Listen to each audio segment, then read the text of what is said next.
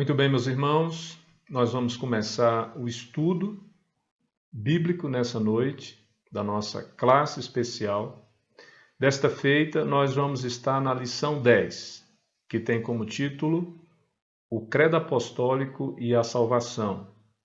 A revista que nós estamos utilizando, essa que está sendo apresentada aí na tela, Os Primeiros Passos do Discípulo, de autoria do reverendo Misael Batista do Nascimento, publicado pela Casa Editora Presbiteriana, ou Editora Cultura Cristã.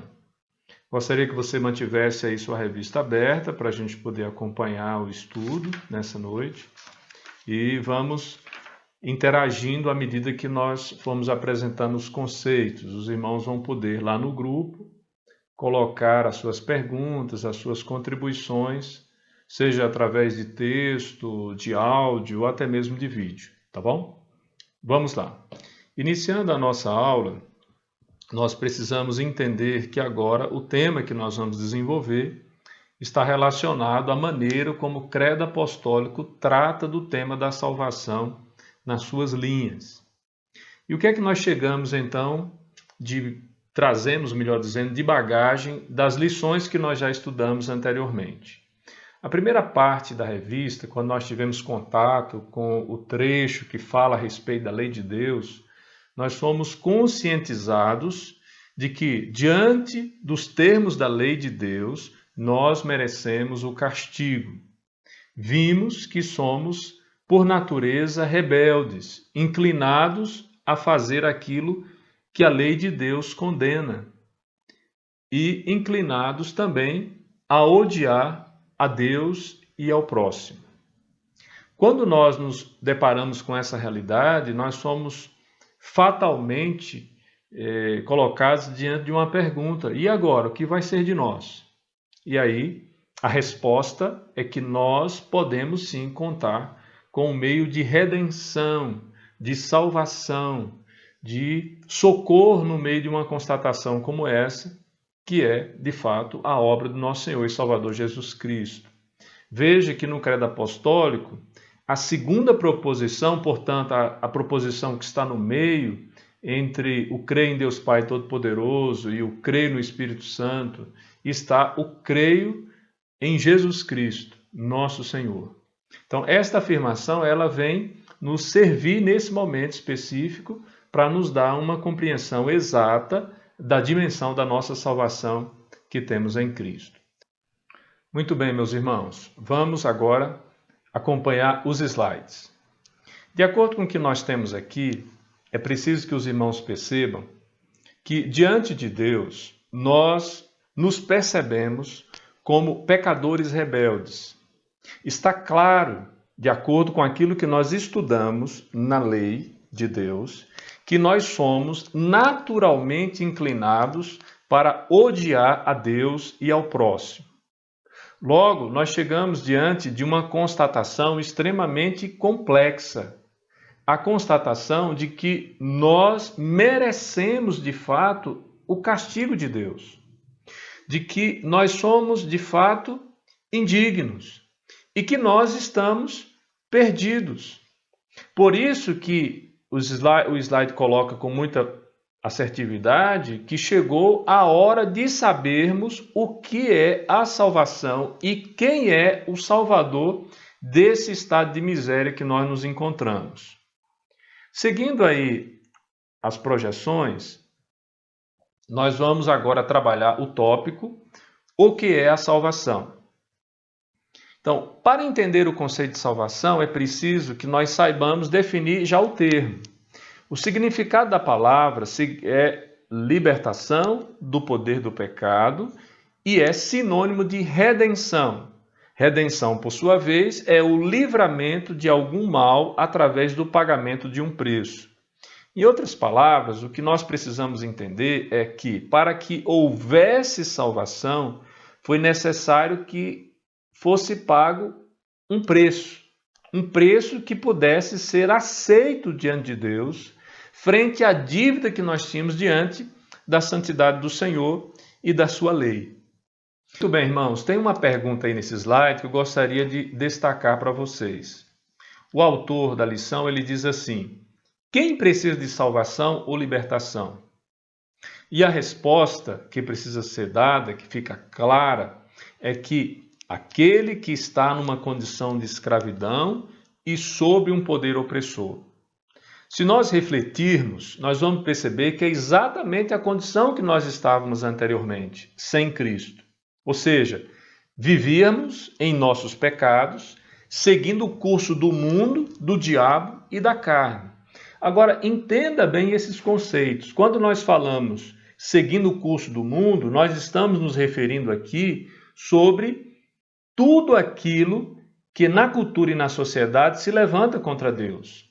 Quando nós falamos do diabo, estamos nos referindo ao inimigo espiritual dos discípulos de Cristo. Quando falamos da carne, estamos falando sobre as inclinações pecaminosas do nosso coração humano. Então, antes de nós conhecermos a Cristo, nós estávamos nesta condição. Onde que nós encontramos base bíblica? Veja esse texto que está sendo citado aí de Efésios, capítulo 2, do verso 1 ao verso 3. A palavra do Senhor diz assim: Vocês estavam mortos em suas transgressões e pecados, nos quais costumavam viver, quando seguiam a presente ordem deste mundo, veja o que eu falei agora há pouco, e o príncipe do poder do ar, mais uma referência que fiz agora há pouco, o espírito que agora está atuando nos que vivem na desobediência, ou seja, influenciados pelo diabo. Anteriormente, todos nós também vivíamos entre eles, satisfazendo as vontades da nossa carne, seguindo os seus desejos e pensamentos. Como os outros, éramos por natureza merecedores da ira, diz Efésios capítulo 2, verso 1 ao verso 3. Chegando a isso, nós nos deparamos com a realidade de que no texto bíblico nós vamos constatar o estado daqueles que estavam sem Cristo, como nós já referimos aqui. No Antigo Testamento, a profecia revela, por outro lado, que Deus haveria de enviar um Redentor que pagaria com seu próprio sangue o preço pelos pecados cometidos pelo seu povo. Tal promessa nós vamos encontrar lá em Isaías capítulo 53, do verso 4 ao verso 12. Veja o que o texto diz aí. Certamente ele tomou sobre si as nossas enfermidades e sobre si levou as nossas doenças, contudo nós o considerávamos castigado por Deus, por ele atingido e afligido. Mas ele foi transpassado por causa das nossas transgressões, foi esmagado por causa de nossas iniquidades. O castigo que nos traz a paz estava sobre ele, e pelas suas feridas fomos curados. Todos nós, tal qual ovelhas, nos desviávamos, cada um de nós se voltou para o seu próprio caminho, e o Senhor fez cair sobre ele a iniquidade de todos nós. Ele foi oprimido e afligido, contudo não abriu a sua boca. Como um cordeiro foi levado para o matadouro, e como uma ovelha que diante de seus tosqueadores fica calada, ele não abriu a sua boca. Com julgamento opressivo ele foi levado. E quem pode falar dos seus descendentes? Pois ele foi eliminado da terra dos viventes. Por causa da transgressão do meu povo, ele foi golpeado. Foi-lhe dado um túmulo com os ímpios e com os ricos em sua morte, embora não tivesse cometido qualquer violência, nem houve qualquer mentira em sua boca. Contudo, foi da vontade do Senhor esmagá-lo e fazê-lo sofrer. E embora o Senhor faça da vida dele uma oferta pela culpa, ele verá sua prole e prolongará seus dias, e a vontade do Senhor prosperará em sua mão. Depois do sofrimento de sua alma, ele verá a luz e ficará satisfeito. Pelo seu conhecimento, meu servo justo justificará a muitos e levará a iniquidade deles. Por isso, eu lhe darei uma porção entre os grandes, e ele dividirá os despojos com os fortes, porquanto ele derramou sua vida até a morte, e foi contado entre os transgressores. Pois ele carregou o pecado de muitos e intercedeu pelos transgressores. Se nós prestarmos bastante atenção no texto de Isaías 53, verso 4 ao verso 12, nós vamos encontrar total e plena semelhança com aquilo que nós encontramos na obra de Cristo. Tanto fatos históricos como as implicações teológicas dessa realidade da obra de Cristo na cruz. Portanto, Isaías ele está sendo aqui extremamente cristocêntrico na sua profecia. O segundo tópico que nós gostaríamos de destacar com vocês é, de fato, a condição de Jesus Cristo como sendo o nosso Redentor, aquele que propiciou para nós o pagamento da nossa dívida em pecado. O que é que nós precisamos saber? O credo apostólico, quando fala sobre Cristo, ele vai dizer assim: creio em Jesus Cristo, seu único Filho, nosso Senhor, o qual foi concebido por obra do Espírito Santo, nasceu da Virgem Maria, padeceu sobre o poder de Pôncio Pilatos, foi crucificado, morto e sepultado, desceu ao Hades, ressurgiu dos mortos ao terceiro dia, subiu ao céu, e está assentado à mão direita de Deus Pai Todo-Poderoso, de onde há de vir para julgar os vivos e os mortos. O que é que nós encontramos aí então nesta proposição de fé dos primeiros séculos? Já a confiança e a convicção que Jesus Cristo é o Redentor prometido na profecia do Antigo Testamento. De fato, ele é o Verbo, a palavra encarnada de Deus, que traz vida e luz aos homens. Veja o texto lá de João, capítulo 1, do verso 1 ao verso 4. No princípio era aquele que é a palavra. Ele estava com Deus e era Deus. Ela estava com Deus no princípio. Todas as coisas foram feitas por intermédio dele. Sem ele, nada do que existe teria sido feito. Nele estava a vida, e esta era a luz dos homens.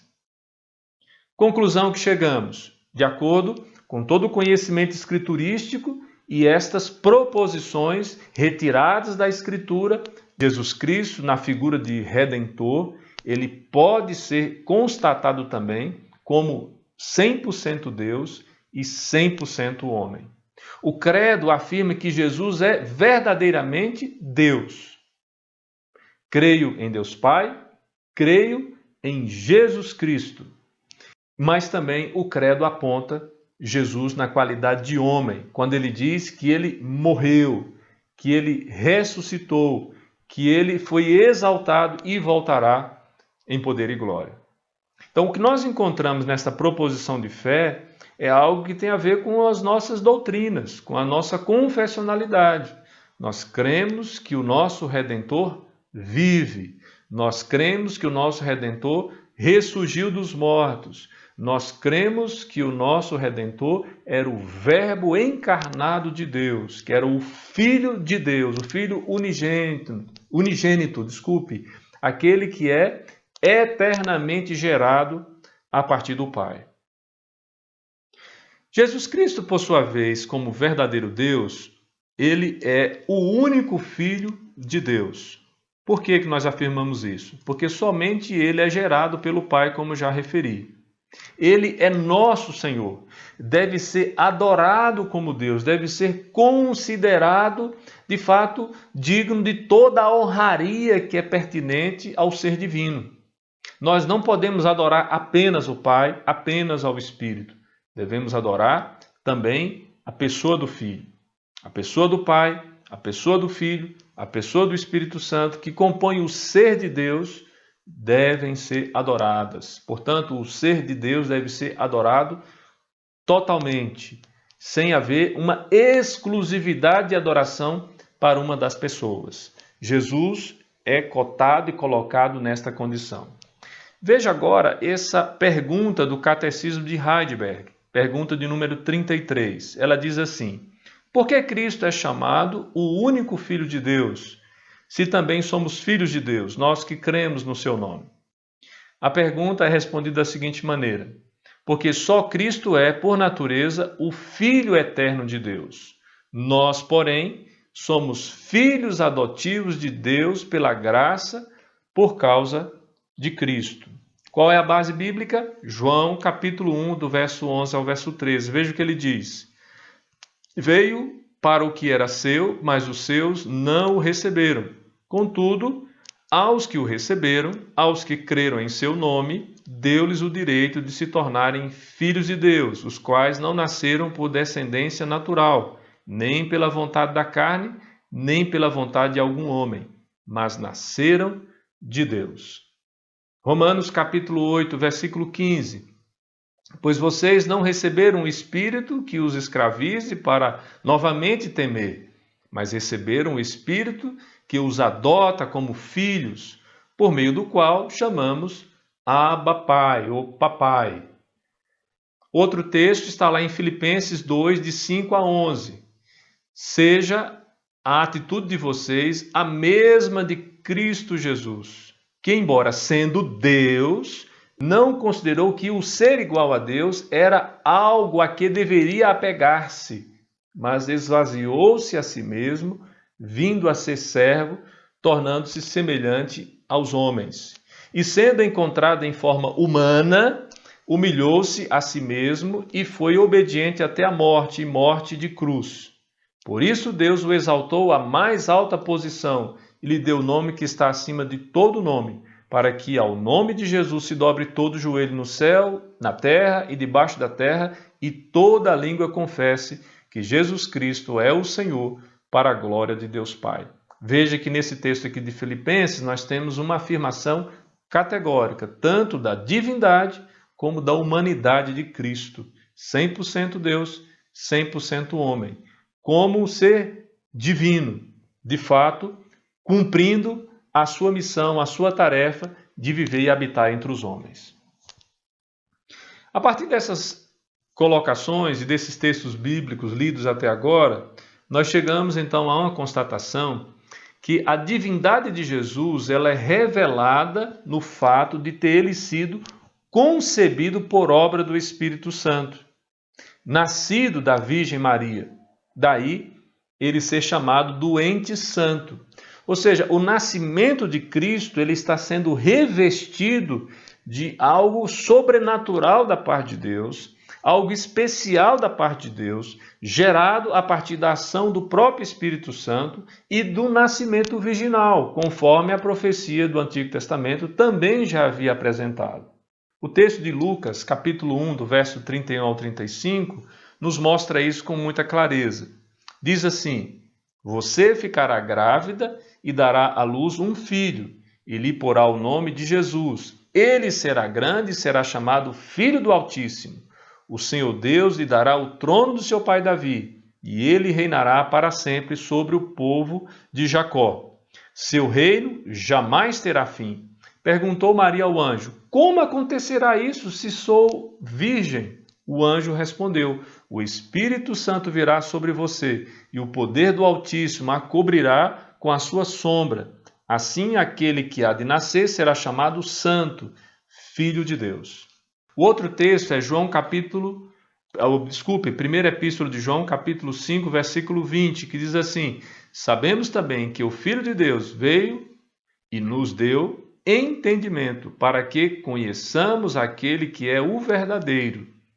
E nós estamos naquele que é o verdadeiro, em seu Filho Jesus Cristo. Ele é o verdadeiro Deus e a vida eterna. Em resumo, nós podemos dizer, meus irmãos, que existem vários textos que vão comprovar tanto a divindade, tanto a condição do ente santo, daquele que é 100% Deus, como também da humanidade de Cristo, quando ele assume a sua realidade junto conosco, quando ele habita entre os homens, como já referi. E esse Jesus Cristo, que é verdadeiro homem, também nos leva a algumas constatações. Primeiro, que ele, na qualidade de homem, ele padeceu sobre o poder de Pôncio Pilatos, foi crucificado, morto e sepultado, ou seja, ele tornou-se carne, plenamente humano, não parcialmente humano, não uma figura humana, mas de fato homem. Daí, em Cristo, nós dizermos e afirmarmos que subsiste duas naturezas, a natureza divina e a natureza humana, nesse que nós classificamos como sendo o único mediador entre Deus e os homens. João capítulo 1, versículo 14 vai dizer assim: aquele que é a palavra tornou-se carne e viveu entre nós. Vimos a sua glória, glória como do unigênito vindo do Pai, cheio de graça e de verdade. Gálatas capítulo 4, do verso 4 ao verso 5 diz assim: mas quando chegou a plenitude do tempo, Deus enviou seu Filho nascido de mulher, nascido debaixo da lei, a fim de redimir os que estavam sob a lei, para que recebêssemos a adoção de filhos. Muito bem, chegamos até aqui e nesse próximo slide nós vamos começar com uma pergunta. Por que Jesus tornou-se homem? E a resposta nós vamos ter já na sequência. Para nos representar diante de Deus. Oferecer ao Pai plena obediência, cumprindo perfeitamente os mandamentos de Deus. Veja que aquilo que nós constatamos lá atrás, que nós não temos condições alguma de poder cumprir a lei com fidelidade. Cristo cumpriu, Cristo fez isso por nós. Ele toma sobre si também, por sua vez, o castigo que estava destinado a nós. Ele assume as maldições da nossa desobediência à lei de Deus. Ele sofre as aflições e as angústias do inferno que estavam relegadas para aqueles que estão vivendo em rebeldia debaixo da ira de Deus. Cristo cumpre esse papel com eficiência. Também nós podemos observar por que Jesus se tornou-se homem. Ele padeceu em um momento histórico sob o poder de um governador específico chamado Pôncio Pilatos e ele morreu cumprindo uma sentença da lei por nós. Ou seja, Jesus morre cumprindo aquilo que havia já sido definido pela lei, de que aquele que desobedecesse à lei do Senhor, esse certamente morreria. Embora Cristo não tenha desobedecido, mas ele assume o nosso lugar e sofre a consequência da nossa desobediência. É nesse sentido que nós podemos dizer que ele morre por nós, cumprindo a sentença da lei que determina a morte para aqueles que desobedecem, ou seja, em nosso lugar. Bases bíblicas que nos dão condições para isso. Nós temos desde 2 Coríntios capítulo 5, versículo 21, que diz: aquele que não conheceu o pecado, o fez pecado por nós, para que nele fôssemos feitos justiça de Deus. Veja aí aquela realidade dele assumindo a nossa condição, assumindo o nosso lugar, ele tomando sobre si, recebendo sobre si o castigo do pecado, mesmo sem ter pecado algum. Deus o fez pecado por nós, para que nele fôssemos feitos justiça de Deus. Então veja que ao mesmo tempo que Deus faz com que o nosso pecado e a maldição da lei caísse sobre Cristo, Deus também imputa a justiça de Deus a nós. Gálatas capítulo 3, versículo 10 diz assim: já os que são pela prática da lei estão debaixo de maldição. Pois está escrito: maldito todo aquele que não persiste em maldito todo aquele que não persiste em praticar todas as coisas escritas no livro da lei. Ou seja, se nós falhamos em um só item, já estamos condenados por toda a lei. Gálatas 3,13 diz assim: Cristo nos redimiu da maldição da lei, quando se tornou maldição em nosso lugar. Pois está escrito: maldito todo aquele que for pendurado no madeiro. Dando mais uma vez ênfase ao fato de Cristo ter assumido o nosso lugar na cruz. 1 Coríntios 15,3 vai dizer: pois o que primeiramente lhes transmitiu foi o que recebi, que Cristo morreu pelos nossos pecados, segundo as Escrituras. Ou seja, qual é a razão da morte de Cristo? Uma das razões da morte de Cristo está no fato de Cristo ter morrido pelos nossos pecados, segundo as Escrituras. Mas depois de ter feito todas essas considerações bíblicas, eu gostaria de considerar um aspecto para melhor elucidar o tema.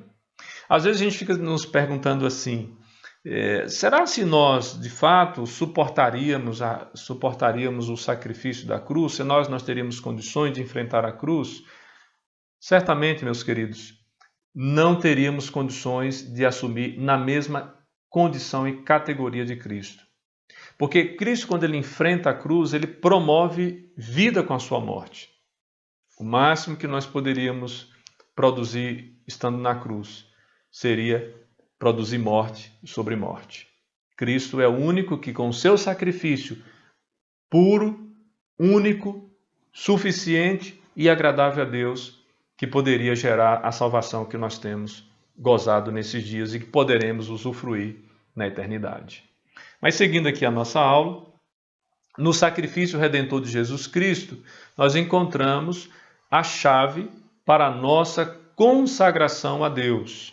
É isso que nós encontramos aí no slide. De pronto chegamos a essa outra pergunta do Catecismo de Heidelberg, pergunta número 43.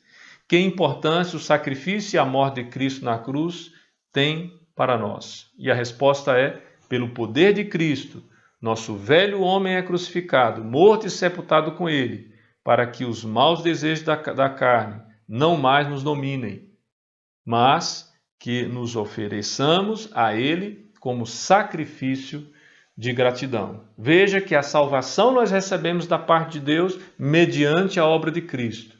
E a nossa resposta a esta salvação, que só poderia ser operada a partir de Cristo, é que nós respondamos a Ele em atitude de sacrifício de gratidão, entregando a nossa vida para ser gasta na presença dEle.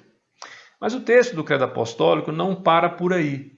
Ele diz também que Jesus desceu ao Hades. E o que é que isso necessariamente significa? Depois de ter sido crucificado, morto e sepultado, Jesus desceu ao Hades. E o termo significa o lugar dos mortos, ou o inferno. E aqui há uma discussão se essa realidade ela é metafórica ou se ela é concreta. Nós não vamos ter tempo para discutir esses temas, mas nós podemos deixar claro o seguinte, que as agruras, as agonias, as aflições, as angústias que Cristo sofreu em nosso lugar, conforme diz William Hendrickson, só um condenado ao inferno pode ter a noção do tipo de situação que Cristo sofreu naquele contexto. É claro, eu estou me referindo aqui a um condenado ao inferno que tenha já experimentado disso, desses tormentos, que é só uma questão puramente hipotética. Então, lembre-se de que, de fato, o sacrifício de Jesus trouxe sobre ele essas implicações danosas, esse sofrer da sua condição de servo nas mãos de Deus, trabalhando e totalmente envolvido na obra de salvação. Outra pergunta do Catecismo de Heidelberg, pergunta 44. Por que se acrescenta desceu ao inferno? E a resposta é: porque meu Senhor Jesus Cristo sofreu, principalmente na cruz, inexprimíveis angústias, dores e tormentos. Por isso, até nas minhas mais duras tentações, tenho a certeza de que Ele me libertou da angústia e do tormento do inferno. Daí, nosso coração ser grato à obra de Cristo.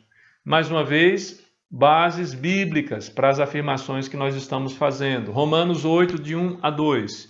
Portanto, agora já não há condenação para os que estão em Cristo Jesus, porque, por meio de Cristo Jesus, a lei do Espírito de vida me libertou da lei do pecado e da morte. Colossenses 1, 13 e 14. Pois ele nos resgatou do domínio das trevas e nos transportou para o reino do seu Filho amado, em que temos a redenção, a saber, o perdão dos pecados. Romanos 5, de 1 a 2. Tendo sido, pois, justificados pela fé, temos paz com Deus, por nosso Senhor Jesus Cristo, por meio de quem obtivemos acesso pela fé a esta graça na qual agora estamos firmes e nos gloriamos na esperança da glória de Deus.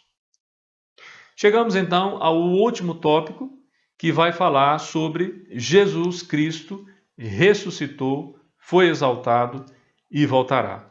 O que é que nós encontramos aqui? Primeiro, a constatação óbvia de que Cristo, de fato, ressuscitou, ressurgiu dos mortos. E ele fez isso a fim de confirmar a nossa justificação, a confirmar de que de fato o sacrifício, o pagamento feito diante da justiça de Deus foi aceito. Ele ressuscita, mostrando que nós já fomos justificados e nos ressuscitar para uma nova vida. Essa é a nova realidade. Se por um lado, no presente, nós já podemos constatar a justificação que nós temos diante de Deus pela ressurreição de Cristo, a ressurreição de Cristo também nos aponta para uma esperança futura de uma nova vida, ressuscitados com Cristo.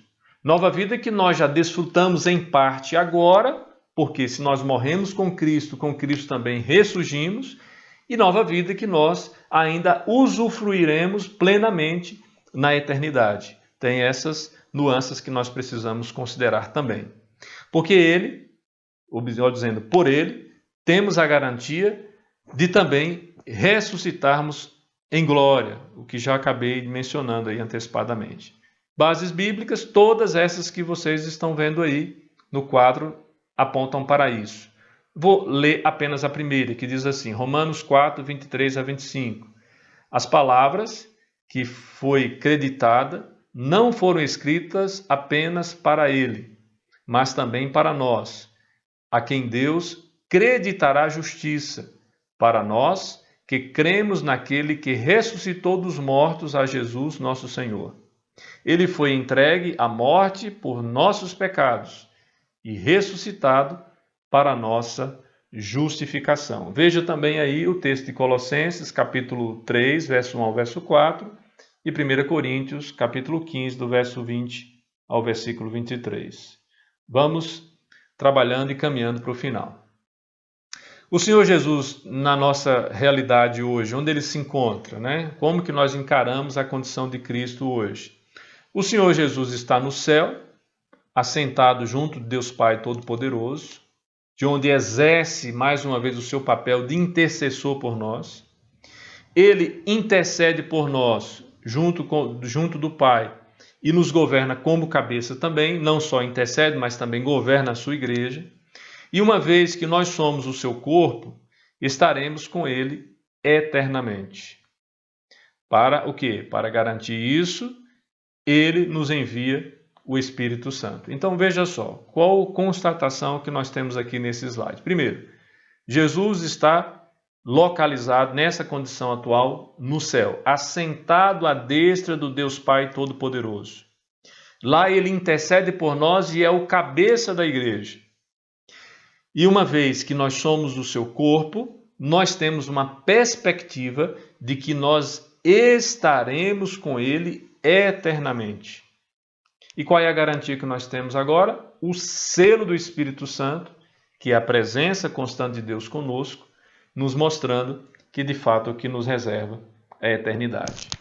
Por meio da promessa de sua volta, enfrentamos todas as tribulações e infortúnios, certo de que, como justo juiz, ele virá dos céus e nos levará para a glória celestial. Essa é a esperança que nós vivemos aqui enquanto vivermos. Mateus capítulo 25, verso 31 ao 34, eu gostaria que você se atinasse para esse texto. Ele diz assim, quando o Filho do Homem vier em sua glória, com todos os anjos, assentar-se-á em seu trono na glória celestial. Todas as nações serão reunidas diante dele, e ele separará umas das outras, como o pastor separa as ovelhas dos bodes. E colocará as ovelhas à sua direita e os bodes à sua esquerda. Então o rei dirá aos que estiverem à sua direita, venham, benditos de meu Pai, recebam como herança o reino que lhe foi preparado desde a criação do mundo. Palavras de esperança e de vida eterna. Estas coisas, então, meus irmãos, que nós estudamos nessa lição, são, de fato, afirmações do credo apostólico. E estas afirmações deixam claro que a centralidade do Senhor Jesus na obra de salvação é algo constatado nas Escrituras. Como profeta, Jesus é aquele que traz a palavra do Pai, ele veio falar aquilo que o Pai lhe autorizou. aquilo que o Pai designou que ele falasse, que ele ensinasse, que ele pregasse, que ele anunciasse. Como sacerdote, ele é aquele que oferece o sacrifício perfeito para que houvesse redenção das nossas vidas. Ele também, na qualidade de sacerdote, intercede por nós. Mas, acima de tudo, além de sacerdote, Jesus também é rei. É aquele que é o cabeça da igreja, é aquele que governa sobre as nações, é aquele que tem toda a autoridade, todo o domínio nas suas mãos. Texto de 1 Timóteo, capítulo 2, versos 5 e 6 diz assim: porque há um só Deus e um só mediador entre Deus e os homens, o homem Cristo Jesus, o qual se entregou a si mesmo como resgate por todos. Esse foi o testemunho dado em seu próprio tempo. Questões ligadas à nossa profissão de fé. Quando nós chegarmos a professar a nossa fé, dentro do rito da nossa igreja, nós costumamos fazer esta pergunta: esta é a crença que você tem? Mas mais do que isso, quando nós pensamos nessa realidade que estudamos até agora, falando sobre salvação e a salvação que nós obtemos a partir da obra expiatória, da obra redentiva do nosso Senhor e Salvador Jesus Cristo, não só nós temos dimensão da nossa realidade de miserabilidade por conta dos nossos delitos e pecados, e isso a lei nos ajuda a perceber, como também nós temos uma viva esperança nos méritos, na obra de Cristo Jesus. Não é por conta do nosso merecimento, mas é por conta da obra de Cristo. Não é por conta de termos alguma virtude, mas é por conta das virtudes de Cristo. Não é por conta do fato de nós conseguirmos cumprir parcialmente a lei de Deus, mas é porque Cristo cumpriu cabalmente toda a lei de Deus. E quando nós nutrimos essa esperança se aplica a esta vida que nós temos aqui, mas também se aplica à eternidade. Devemos não só pensar nas coisas desta terra, devemos focar também nas coisas do alto, naquilo que nos aguarda.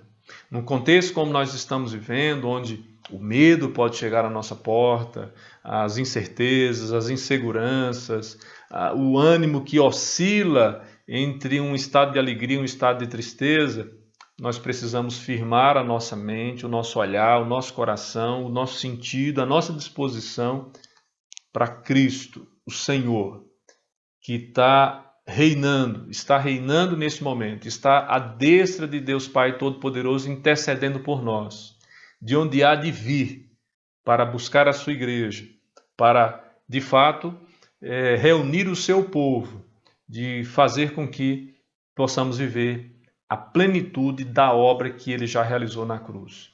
Que Deus abençoe a sua vida e que você cresça cada vez mais no estudo da palavra do Senhor.